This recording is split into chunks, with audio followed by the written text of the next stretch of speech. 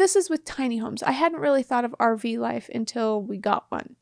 But tiny homes in general, I was like, oh, that's way too small. I don't see how I could ever do that. Like, especially considering I have so many kids and like we're billions of kids. We're like, we have. I just keep appearing. You act bitter about that. I'm just kidding.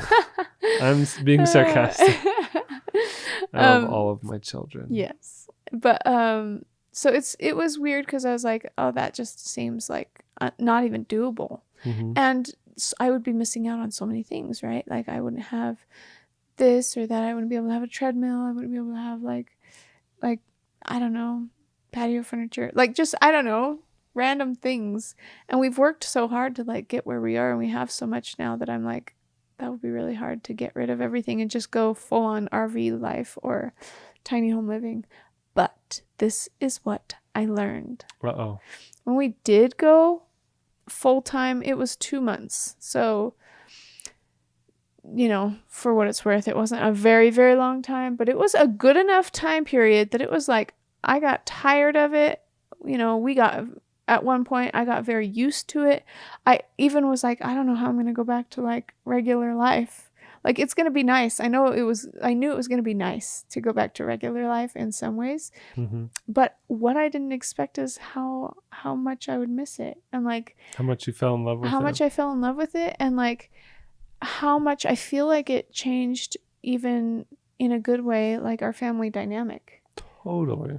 Like, okay, so we went out and the first week was horrible. Like it was nerve-wracking, number one, because it was the first time we were ever using the RV. We didn't know how to do it.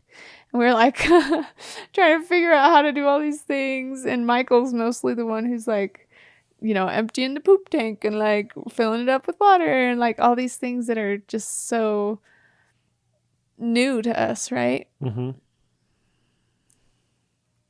And then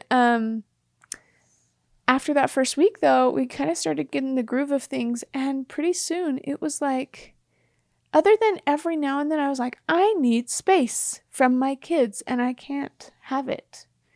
But I feel like it was good because like we just grew close together. All of us, me and Michael and the kids. When you're in a big house, sometimes you can be like, I haven't really seen them today. They've just been running around outside playing, or like, you know, like. Do we even have kids? Right now we have a movie on for them in the other room.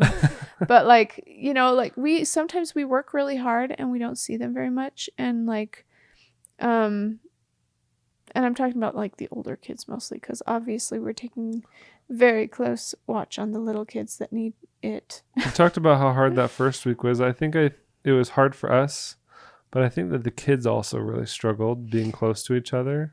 Yes. And getting used to it. And not fighting so much. Not fighting, exactly. And so after that first week, they couldn't not fight. They fought a lot. The kids had finally kind of gotten used to the whole thing, and they weren't so short-tempered with each other. Yeah. And I think we were also more used to coping with it, and we were more patient with the kids too.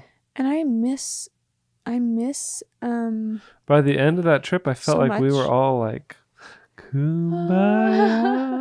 Like just super close. This is the best life ever.